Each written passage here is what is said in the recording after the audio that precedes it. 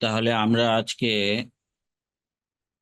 মূলত e commerce site তৈরি করব। এই জন্য আমাদের বেসিক থেকে ওয়ার্ডপ্রেস কিভাবে চলে বা একেবারেই HTML CSS সেগুলি ওয়ার্ডপ্রেসের মধ্যে কিভাবে কাজ করে, সেই বেসিক থেকে যদি না জানি তাহলে আমরা শেষ পর্যন্ত ই কমার্স সাইট এবং সর্বশেষ হচ্ছে যে ই কমার্স সাইটের যেই ইউজার ইন্টারফেস কাস্টমাইজেশন, যেটা একেবারে শপিফাই থেকে শুরু করে যত ই কমার্স সাইট আছে, অ্যামাজন বা একেবারে ইবে, দারাজ, এগুলি কিভাবে অপারেট হয়, যে এই ই কমার্স সাইটগুলি কিভাবে অপারেট হয়, তাহলে আমরা একটা সাধারণ একটা ধারণা নিতে পারবো। তাহলে আমাদের আজকে হলো 12ই আগস্ট 2024, সোমবার, রাত 9:15 থেকে আমরা ক্লাস শুরু করছি। তাহলে ওয়ার্ডপ্রেসটা কি? ওয়ার্ডপ্রেসটা হচ্ছে একটা সফটওয়্যার। এটাকে ওপেন সোর্স সফটওয়্যার বলতে পারি। তাহলে ওপেন সোর্স সফটওয়্যারের কাজ কি?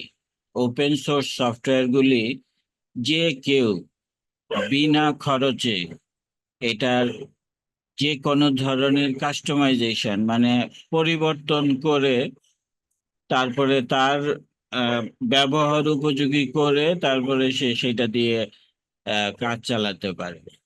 আর ওয়ার্ডপ্রেসটা হচ্ছে যে আম, মূলত ওয়েবসাইট ক্রিয়েট করার জন্য ওপেন সোর্স সফটওয়্যার।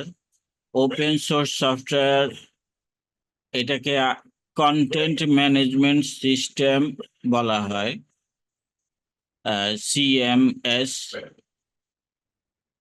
তাহলে কন্টেন্ট ম্যানেজমেন্ট সিস্টেম। হ্যাঁ, কন্টেন্ট ম্যানেজমেন্ট সিস্টেম। তাহলে কন্টেন্ট কোথার কন্টেন্ট? ওয়েবসাইটের কন্টেন্ট। ওয়েবসাইটের কন্টেন্টস। হ্যাঁ, তাহলে ওয়েবসাইটের কন্টেন্ট আমরা কাস্টমাইজ করব। এখন ধরেন পাওয়ার পয়েন্ট একটা সফটওয়্যার, সেখানেও আমরা কাজ করতে পারি, কিন্তু সেগুলি ওপেন সোর্স না। আমরা ইচ্ছা করলে তার ভিতরগত যে সেটিংসটা আছে সেটা চেঞ্জ করতে পারবো না। কিন্তু না স্যার। হ্যাঁ, কিন্তু তারা আমাদেরকে একটা ফরম্যাট দিয়ে দিছে ওয়ার্ডে, MS ওয়ার্ডে, MS এক্সেলের একটা ফরম্যাট দিয়ে দিছে। সেই ফরম্যাট অনুযায়ী আমাদের শুধুমাত্র কাজ করতে হয়। কিন্তু ওপেন সোর্স সফটওয়্যার সেটা হচ্ছে যে একেবারেই আমি তার ভিতরগত সমস্ত কিছু চেঞ্জ করে আমার ব্যবহার উপযোগী করে করতে পারি। এখানে তারা ওয়ার্ডপ্রেস একদম, যদি আমি HTML CSS JavaScript C++ programming এর কথা বলি, পাইথন, এই প্রোগ্রামিং এর কথা বলি, তাহলে তারা আমাকে একটা ইন্টারফেস, মানে দেখার, সুন্দর দেখা যাওয়ার জন্য একটা ইন্টারফেস আমার সামনে দিয়ে দিছে। কিন্তু তার ভিতরগত যে HTML ফাইল, CSS ফাইল, সেগুলিকেও আমি এডিট করতে পারি, সেই সুযোগটাও আমাকে করে দিছে। জি স্যার। তো এখন যদি আমি খুব ভালোভাবে HTML জানি, আমি যদি CSS জানি, তাহলে আমি এই তাদের যে ইন্টারফেসটা আছে সেটা আমি প্রোগ্রামিং এর মাধ্যমেও আমি সেটাকে পরিবর্তন করে নিতে পারি। আবার একইভাবে আমরা ভিজুয়ালাইজ করে সেটাকে এডিট করতে পারি। আমি ওকে স্যার। আবারও ওপেন সোর্স সফটওয়্যারের মধ্যে চলে যাচ্ছি। এখন আহ, প্রশ্ন আসতে পারে যে সফটওয়্যার কত রকমের? জি স্যার। তাহলে সফটওয়্যার যদি আমি তার ব্যবহার হিসাবে চিন্তা করি, তাহলে সিস্টেম সফটওয়্যার হচ্ছে যে অপারেটিং সিস্টেম, যে আমাকে উইন্ডোজ বা লিনাক্স একটা তার অপারেটিং সিস্টেম আমাকে দিয়ে দিল, এবং তার উপযোগী যেসব সফটওয়্যার, সেই সফটওয়্যার আমি সেই নির্দিষ্ট অপারেটিং সিস্টেমে আমি ব্যবহার করতে পারি। তারপরে হচ্ছে অ্যাপ্লিকেশন সফটওয়্যার। অ্যাপ্লিকেশন সফটওয়্যার, এখন এই যে আমি বললাম অপারেটিং সিস্টেম উইন্ডোজ, উইন্ডোজের মধ্যে উইন্ডোজের উপযোগী সমস্ত অ্যাপ্লিকেশন, অ্যাপ্লিকেশন বলতেই আমি বলতে পারি যে এক্সেল, পাওয়ার পয়েন্ট, এটা এমএস অফিস, যেই গ্রুপটা, যেই সফটওয়্যারের গ্রুপ মাইক্রোসফটের, এবং সেটার সাথে একদমই মেইলিং সিস্টেম আউটলুক রয়ে গেছে, আরো আরো অনেক মাইক্রোসফটের সফটওয়্যার এই এমএস অফিসের মধ্যে আছে। সেগুলি হলো অ্যাপ্লিকেশন সফটওয়্যার, যে আমরা application software. নির্দিষ্ট কিছু কাজ নির্দিষ্ট কিছু সফটওয়্যার দিয়ে করতে পারি। এক্সেলের মধ্যে আমি টাইপিং করতে পারি, কিন্তু সেটা মূলত আমার হিসাব নিকাশের জন্য, অ্যাকাউন্টস এর জন্য। আবার ওয়ার্ডের মধ্যে আমি একটা ট্যাবল নিয়ে এসে সেটার মধ্যে হিসাব নিকাশ করতে পারি, কিন্তু সেটা সীমিত আকারে। শুধুমাত্র আমি লেখালেখি করলাম, এবং আমি একটা হিসাব বোঝানোর জন্য একটা ট্যাবল নিয়ে এসে সেখানে আমি কাজ করলাম। কিন্তু এমএস ওয়ার্ড মূলত একটা শুধুমাত্র টাইপিং সফটওয়্যার। এটার মধ্যে আমি কত সুন্দর করে একটা সিভি করব, কত সুন্দর করে একটা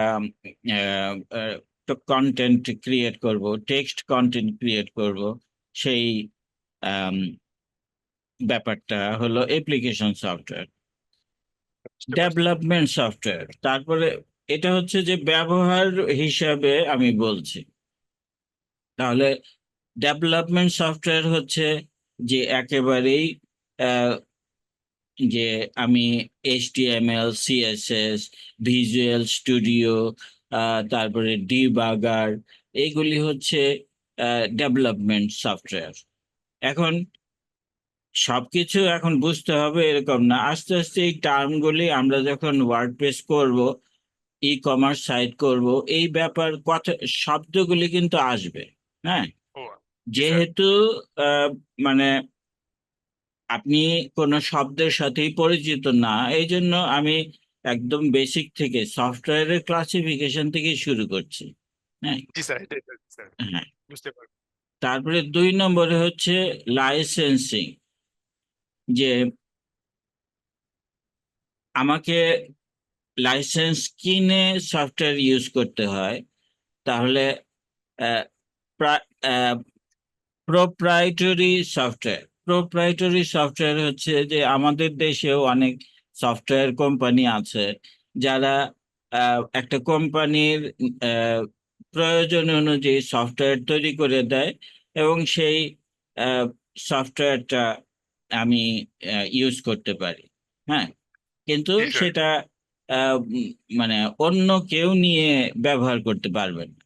হ্যাঁ, আহ, শুধুমাত্র নির্দিষ্ট কোম্পানির জন্য ওগুলো তৈরি তৈরি করা হ্যাঁ, হয়। নির্দিষ্ট কোম্পানির জন্য তৈরি করা হয়। প্লাস হলো যে এর মধ্যে কিন্তু আমরা licence software, Adobe Photoshop, Microsoft Windows, যা কিছু আছে সমস্তই কিন্তু আমাদের কিন্তু কিনে ব্যবহার করতে হয়।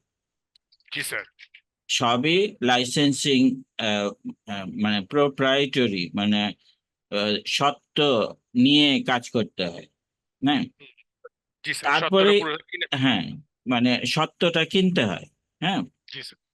ওপেন সোর্স সফটওয়্যার, তাহলে এই যে লাইসেন্সিং এর মধ্যে একেবারেই ওপেন সোর্স সফটওয়্যার, যেটা যেটা দিয়ে আমরা শুরু করেছিলাম যে ওপেন সোর্স কি। হ্যাঁ, জি স্যার। এখন ওপেন সোর্স সফটওয়্যার হচ্ছে যে একেবারেই আম, এটা আমাকে ইন্টারনেটে দিয়ে দিছে, সেই সফটওয়্যারটা আমি ডাউনলোড করে নিলাম, কোনো টাকা পয়সা লাগলো না, কোনো সত্ত্ব আমাকে কিনতে হলো না। সেই সফটওয়্যার দিয়ে বিভিন্ন কোডিং এর মাধ্যমে বা একেবারেই কি ভিজুয়ালি আমি এটাকে এডিট করি, বা যেভাবেই এডিট করি, সেইভাবে আমি কাজ করতে পারি। সেই অনুযায়ী তাহলে আমরা ওয়ার্ডপ্রেস বা শপিফাই, এই দুটো আমরা একেবারে ওয়েবসাইট সংক্রান্ত যেই ওপেন সোর্স আছে, শপিফাই এটা ওপেন সোর্স না, এটা কিনে ব্যবহার করতে হয়, কিন্তু ওয়ার্ডপ্রেস ওয়ার্ডপ্রেস আর আমরা এই যে ওপেন সোর্স ওয়েবসাইট বলতেই মানে কন্টেন্ট ডেভেলপমেন্ট যেটা, হ্যাঁ, সেটা আমরা শুধু ওয়ার্ডপ্রেসটাই জানি, কিন্তু আম, এর সাথে আরো আরো ওপেন সোর্স ওয়েবসাইট আছে। আহ, এর মধ্যে একটা শুধু বলতে পারি যে খুবই প্রয়োজনীয়, সেটা হলো উইক্স, WIX, উইক্স। আমাদের ওয়ার্ডপ্রেসের পাশাপাশি আমাদের উইক্সটাকেও জেনে রাখা ভালো। ওইটাও একেবারেই ওয়ার্ডপ্রেসের মতোই ওপেন সোর্স সফটওয়্যার। তো সেটা আম, ইউরোপে সবাই চিনে উইক্সটা। সবাই ইউরোপে, হ্যাঁ, ইউরোপে আবার ওয়ার্ডপ্রেসটা তেমন পপুলার না, কিন্তু ওয়ার্ডপ্রেসটা আর অন্যান্য দেশ, আমেরিকা সহ অন্যান্য দেশে ওয়ার্ডপ্রেসটা খুবই জনপ্রিয়। এবং আহ, উম, বলে আর কি যে প্রতিটা আপনি ইন্টারনেটে ব্রাউজ করলে যেই ওয়েবসাইটগুলি দেখেন তার প্রতি 5টার মধ্যে অন্ততপক্ষে একটা ওয়ার্ডপ্রেস দিয়ে করা। হ্যাঁ, 5টার মধ্যে একটা ওয়ার্ডপ্রেস দিয়ে করা, হ্যাঁ, হ্যাঁ, আচ্ছা প্রতি, বাকিগুলো উইক্স দিয়ে করা। হ্যাঁ, মানে এটা সাধারণ কথা আর কি, যে জি স্যার। 5টার মধ্যে অন্ততপক্ষে একটা পাবেন যেটা ওয়ার্ডপ্রেস দিয়ে করা। হ্যাঁ, এই তারপরে একেবারেই ফ্রি ওয়্যার আছে, ফ্রি ওয়্যার, শেয়ারওয়্যার, শেয়ারওয়্যার সফটওয়্যার, যে আমরা একটা টিম তৈরি করলাম, টিম তৈরি করে সেই শেয়ার, একই কাজ করছি কিন্তু একটা টিম একই জায়গায়, বিভিন্ন জায়গায় বসে একই সফটওয়্যারের মধ্যে আমরা কাজ করছি, সেটাকে শেয়ারওয়্যার বলা হয়। হ্যাঁ, যেরকম ক্যানভা একটা শেয়ারওয়্যার সফটওয়্যার। ক্যানভাতে আপনি টিম তৈরি করে নিয়ে ডিজাইন করতে পারেন। হ্যাঁ, সেইখানে খুব সুন্দর সুন্দর ডিজাইন পাওয়া যায়। ক্যানভা সম্বন্ধে তো জানেন নাকি? জি স্যার, জানা আছে। হ্যাঁ, তাহলে ক্যানভা একটা গ্রাফিক্স সফটওয়্যার, কিন্তু সেটা শেয়ারওয়্যার সফটওয়্যার।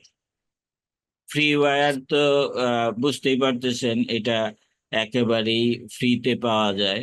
হ্যাঁ, যেরকম স্কাইপি, অ্যাক্রোবেট রিডার, হ্যাঁ, এগুলি একদম ফ্রিতে আপনি পাবেন। জি স্যার। আচ্ছা, ক্যানভা যখন মানে শেয়ার মাধ্যমে ব্যবহার করো তখন কি স্যার পেড করতে হবে না এটার জন্য স্যার, নাকি স্যার ফ্রিতেই পারা যাবে? না, দেখবেন যে ক্যানভাতে মাঝে মাঝে মেসেজ দেয় যে তুমি একটা টিম ক্রিয়েট করো। হ্যাঁ, ও আচ্ছা স্যার। হ্যাঁ, তো তাহলে টিম ক্রিয়েট করলে আপনি টিমে এবং তারা এটা কেন অ্যাপ্রিসিয়েট করে, কারণ হচ্ছে যে তাদের গ্রাফিক্স সফটওয়্যারটা ডেভেলপ হচ্ছে। একটা টিমে কাজ করলে একটা গ্রাফিক্স একটা সুন্দরভাবে বেরিয়ে আসে, এবং সেইটাই কিন্তু সে আরেকজনের কাছে শো করে। হ্যাঁ, জি জি স্যার, বুঝতে পারছি। হ্যাঁ, এই জন্য তারা চায় যে একটা টিম করে আমি যেন কাজ করি, এবং টিম করাটাও ফ্রি, একদমই ফ্রি করা যায়। ও জি স্যার, বুঝতে পারছি। হ্যাঁ, তা, আহ, আবার যেটা ক্যানভা প্রো যেটা, তখন আপনার এই ডিজাইনটা প্রো যে ইউজ করতেছে তার কাছে বিক্রি করতেছে, তার লাভ। হ্যাঁ, ও ক্যানভার লাভ স্যার এটা। হ্যাঁ, ক্যানভার লাভ এটা। জি স্যার। তারপরে যদি আমি প্ল্যাটফর্ম হিসাব করি, প্ল্যাটফর্ম হিসাব করলে যে আমি এই সফটওয়্যারটা কোথায় ব্যবহার করছি, ডেস্কটপে যদি ব্যবহার করি তাহলে একরকম, মোবাইলে ব্যবহার করলে একরকম, তারপরে ওয়েব বেসড সফটওয়্যার আমি ওয়েবসাইটেই সেটা ব্যবহার করতে পারি, এছাড়া ব্যবহার করতে পারি না। তাহলে ওয়েব বেসড সফটওয়্যার বলেন তো আগে একবার একটা বললাম, আপনার এখন কি মনে হয় ওয়েব বেসড সফটওয়্যার কি হতে পারে? Web base software. ক্যানভা, একেবারেই ক্যানভা। হ্যাঁ, জি স্যার। ক্যানভা তো আপনি অনলাইন ছাড়া ব্যবহার করতে পারেন না। ও না স্যার, অনলাইন যেগুলো ওগুলো স্যার ওয়েব বেস সফটওয়্যার, তাই না স্যার? হ্যাঁ, হ্যাঁ। হ্যাঁ, আহ, বুঝতে পেরেছি। আহ, ধরেন ওই যে আমরা বিজি রিমুভার ব্যবহার করি, হ্যাঁ, জি স্যার। Background remover. তো জি ব্যাকগ্রাউন্ড স্যার। রিমুভার আপনি কি অনলাইন ছাড়া করতে পারবেন? পারবেন না। না স্যার। না হ্যাঁ, স্যার, তাহলে অনলাইন ছাড়া সেটা সম্ভব। Web based software. Mobile software মানে মোবাইল অ্যাপস। হ্যাঁ, জি স্যার। তাহলে মোবাইল অ্যাপস, এটার সাথে আমাদের, আমরা যে ওয়েবসাইট তৈরি করব, সেই ওয়েবসাইটের আমরা একটা মোবাইল ভার্সনও আমরা নিতে পারি। ওইখান থেকে আমরা অ্যাপস তৈরি করে নিতে পারি। এই বিষয়গুলি আসলে জানা থাকা দরকার, তা না হলে আমি ওয়েবসাইট তৈরি করতেছি, এটা আহ, শুধুমাত্র ডেস্কটপের জন্যই আমি চিন্তা করে তৈরি করতেছি। তারপরে যখন আমি ক্লায়েন্ট আমাকে বলল যে আমাকে অ্যাপস তৈরি করে দাও, তখন কিন্তু দেখবেন যে সেটা আম, আর মানে মোবাইল অ্যাপসের মতো আর নাই। তখন আপনাকে নতুন করে তৈরি করতে হবে। কিন্তু আপনি জি যদি স্যার। প্রথমেই জানা থাকে যে আমাকে এটার অ্যাপসও লাগবে, এটার আমার ডেস্কটপ অ্যাপ্লিকেশনও লাগবে, তাহলে এখন তো বেশিরভাগ ব্যবহারকারী স্যার মোবাইলের মধ্যে ব্যবহার করে স্যার। হ্যাঁ, এখন ম্যাক্সিমাম লোকজন আহ, এই মোবাইলের মধ্যেই সমস্ত কিছু ব্যবহার করে। এই জন্য আমাদের মোবাইল সফটওয়্যার, আমরা যে ওয়েবসাইটটা বানাবো সেটার একটা অ্যাপসও আমরা তৈরি করা শিখবো। তাহলে জি স্যার। ডেস্কটপ সফটওয়্যারের মধ্যে এই যে Microsoft Word, Microsoft Excel, AutoCAD, এইগুলি ডেস্কটপে ব্যবহার মানে উপযোগী। হ্যাঁ, আহ, জি স্যার। আহ, কিন্তু মোবাইল অ্যাপস এর মধ্যে ইনস্টাগ্রাম, হোয়াটসঅ্যাপ এগুলি হচ্ছে মোবাইল অ্যাপস। আর আমি যেই ওয়েবসাইটটা তৈরি করব, সেখানে যদি কোনো এরকম ইন্টারফেস থাকে, যে রেজিস্ট্রেশন করা বা কি বলে যে লগ ইন করার অপশন যদি করতে হয়, তাহলে সেটাকেও আমাদের মোবাইল অ্যাপস এর উপযোগী করে সেইভাবেই তৈরি করতে হবে। তারপরে হচ্ছে যে ব্যবহার হিসাবে কি কি হিসাবে আমি এটাকে ব্যবহার, কমার্শিয়াল সফটওয়্যার। তাহলে কমার্শিয়াল সফটওয়্যার হচ্ছে যে মাইক্রোসফট অফিস, অ্যাডোব, অ্যাডোবির সমস্ত, অ্যাডোব ফটোশপ, অ্যাডোবি ইলাস্ট্রেটর, সমস্তই এটা কমার্শিয়াল ইউজের জন্য আমরা ব্যবহার করি। আমরা একটা ব্যানার তৈরি করব, একটা টি শার্ট ডিজাইন করব, যা কিছু কমার্শিয়াল ইউজ তো। হ্যাঁ, তাহলে জি স্যার। কমার্শিয়াল ইউজের জন্য আমাদের ওই সফটওয়্যারগুলি। এন্টারপ্রাইজ সফটওয়্যার, এন্টারপ্রাইজ সফটওয়্যার বলতে ওই যে বললাম না, সফটওয়্যার কোম্পানিগুলি যেগুলি তৈরি করে দেয়। হ্যাঁ, জি এদের- স্যার, নির্দিষ্ট কোম্পানির জন্য যেগুলো তৈরি করে দেয়। হ্যাঁ, তাহলে আহ, এগুলির আমি শুধু টার্মগুলি বলে যাই, এগুলি পরবর্তীতে টার্মগুলি আসবে। হ্যাঁ, ঠিক আছে যেরকম স্যার। ইআরপি, সিআরএম, হ্যাঁ, জি স্যার। তারপরে যে কোনো ডাটাবেজ, ডাটাবেজের মধ্যে SAP, Oracle, SAP, SAP, Oracle. স্যাপটা হচ্ছে ইঞ্জিনিয়ারিং সফটওয়্যার, ওরাকল হচ্ছে যে একেবারেই মানে কি বলে যে প্রোগ্রামিং ল্যাঙ্গুয়েজ জাতীয় ডাটাবেজ সেটাকে বলে। হুম। জি স্যার।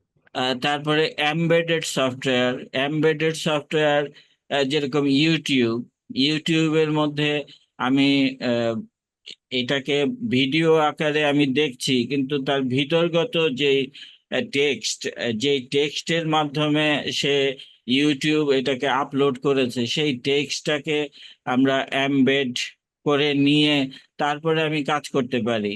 আমি এমবেডেড সেই সফটওয়্যারটা নিয়ে আমি আমার মতো করে কোনো একটা ওয়েবসাইটে ব্যবহার করতে পারি।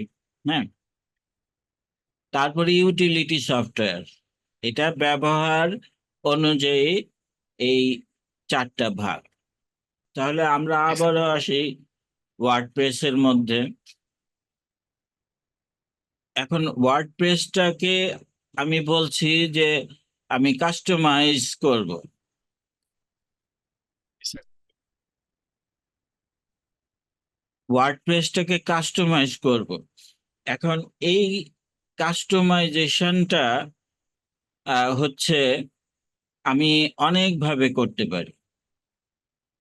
এক হলো ওয়ার্ডপ্রেসের সাথে আমাকে কাস্টমাইজেশনের জন্য কিছু প্লাগইনস দিয়ে দেয়, কিছু থিম দিয়ে দেয়। সেই থিমের আবার সাপোর্টিং থিম থাকে। সেই সাপোর্টিং থিমের মধ্যে ডেমো কিছু ইমেজ বা ইন্টারফেস থাকে। ডেমো ইন্টারফেসকে আমি আমার মতো কাস্টমাইজ করতে পারি। তারপরে হচ্ছে যে এই প্লাগইনস নিয়ে সেটাকে আমি আহ, ধরেন যে এখন আমার ই কমার্স সাইটের মধ্যে কার্ট কার্ট যোগ করতে হবে। কার্ট বুঝতে পারেন? কেনাকাটার জন্য কার্ডগুলো অ্যাড করা হয় হ্যাঁ, সেগুলো না হ্যাঁ, স্যার? হ্যাঁ, হ্যাঁ। জি স্যার। কার্টটা দেওয়ার জন্য আমাকে একটা প্লাগইনস নিতে হবে, যেটা একদমই কার্টটাকে সুন্দর করে আমার ই কমার্স সাইটের মধ্যে দেখাবে। তাহলে সেট করে। হ্যাঁ, তাহলে আমি যতক্ষণ পর্যন্ত একটা এরকম প্লাগইনস নিচ্ছি না, ততক্ষণ পর্যন্ত আমার ই কমার্স সাইটে কোনো কার্ড আসবে না। যতক্ষণ পর্যন্ত না আমি কোনো পেমেন্ট মেথড প্লাগইনস না নিচ্ছি, ততক্ষণ পর্যন্ত আমার পেমেন্ট আমি সেখান থেকে নিয়ে আসতে পারবো না। হ্যাঁ। তা এখন জি স্যার। দেখা যাচ্ছে যে আমরা যেই থিমগুলি ইউজ করি সেই থিমের সাথে অ্যাসোসিয়েট যে প্লাগইন সেগুলি আগে ইনস্টল করে নিতে হয়। হ্যাঁ। জি স্যার। তাহলে প্লাগইনস দিয়ে আমরা করতে পারি। আমরা একেবারেই থিম কাস্টমাইজেশন করে করতে পারি। তারপরে হচ্ছে যে বিভিন্ন এই যে আমি ওয়েবসাইট তৈরি করব, সেটা যদি ওয়ার্ল্ড ওয়াইড আমাকে দেখাতে হয়, তাহলে আমাকে ডাব্লিউডাব্লিউডাব্লিউর সহায়তা নিতে হবে। তো এখন জি স্যার। ডাব্লিউডাব্লিউডাব্লিউ হচ্ছে ওয়ার্ল্ড ওয়াইড ওয়েব। হ্যাঁ। জি স্যার, ওয়ার্ল্ড ওয়াইড ওয়েট। হ্যাঁ, তো ওয়ার্ল্ড ওয়াইড ওয়েবের সাথে আমার যদি যোগাযোগ আনতে হয়, তখন আমাকে এই আমার লোকাল যেই সার্ভিস প্রোভাইডার, যাদের এখানে একটা সার্ভার আছে, সেই সার্ভারের সাথে আমেরিকার কোনো একটা ডাব্লিউডাব্লিউডাব্লিউ এইচটিটিপি এর সাথে হাইপার টেক্সট ট্রান্সফর্ম কি যেন এইচটিটিপি। হ্যাঁ। তাহলে আমাকে প্রথমে ডাব্লিউডাব্লিউডাব্লিউ এর সাথে যোগাযোগ রক্ষা করতে হবে এবং আমাকে এইচটিটিপির সাথে যোগাযোগ করতে হবে। সেই এইচটিটিপি ইন্টারফেসটা আমাকে সাপ্লাই করে লোকাল কোনো একটা সার্ভিস প্রোভাইডার। তা জি এখন স্যার। আম, আমি যখন মেইল করি, তখন মেইলের আমার অ্যাড্রেস লিখতে হয়। হ্যাঁ। তাহলে জি স্যার। মেইলের অ্যাড্রেসের মধ্যে আমরা তো জিমেল ইউজ করতেছি, আমাদের অ্যাড্রেসটা হয় যে ধরলাম যে আব্দুল হাই @gmail.com কম। জি স্যার। হ্যাঁ। তো কম। এখন এই যে .com, এটা দিয়ে একটা শ্রেণী আহ, বোঝাচ্ছে। আবার যদি সেটাই .net হয়, এটা আরেকটা ফরম্যাটের মধ্যে চলে যাচ্ছে। তা ওয়েবসাইটের বিভিন্ন এরকম এক্সটেনশন আছে, যেরকম .com, .net, .org, .gov, এরকম। তাহলে এই যে .comটা আমি নিচ্ছি বা .xyz নিচ্ছি, এগুলি কি বলে যে আমাকে ওই লোকাল সার্ভিস প্রোভাইডার থেকে আমাকে সেই ডোমেইন বলে এটাকে, ডোমেইনটাকে প্রথমে রেজিস্ট্রেশন করতে হয়। জি স্যার। ডোমেইনটাকে ডোমেইনটাকে রেজিস্ট্রেশন করে তারপরে তার সাথে আমাকে একটা হোস্টিং নিতে হয়। হোস্টিং হচ্ছে যে ওই সার্ভারের মধ্যে আমাকে একটা নির্দিষ্ট পরিমাণ স্পেস দিল, সেটা গিগাবাইটে হতে পারে, মেগাবাইটে হতে পারে। হ্যাঁ, জি এখন স্যার। আমার যদি একটা ই কমার্স সাইট তৈরি করতে হয়, অবশ্যই আমাকে অন্ততপক্ষে 20-25 গিগা জায়গা নিয়ে তারপরে কাজ শুরু করতে হবে। হুম, জি এখন স্যার। এই সার্ভিস প্রোভাইডারের দুনিয়া জোড়া অনেক অনেক এরকম সার্ভিস প্রোভাইডার আছে। তাহলে সবচেয়ে দামি সার্ভিস প্রোভাইডারটা হচ্ছে নেটওয়ার্ক সলিউশন, যেটা আমেরিকায় অবস্থিত। Network solution. হ্যাঁ, নেটওয়ার্ক সলিউশন। তো নেটওয়ার্ক সলিউশনে যদি আপনি একটা ইয়ে নেন, তাহলে আমাদের ডাব্লিউ বলি বা এইচটিটিপি বলি, সবই তো আমেরিকা থেকে কন্ট্রোল হচ্ছে। তাহলে জি স্যার। আমেরিকার যে নেটওয়ার্ক সলিউশন, যে আমি ওইখান থেকে একটা ডোমেন যদি নেই, তাহলে খুব দ্রুত আমার ডাটাটা ট্রান্সফার হয়ে যাবে। হ্যাঁ, জি।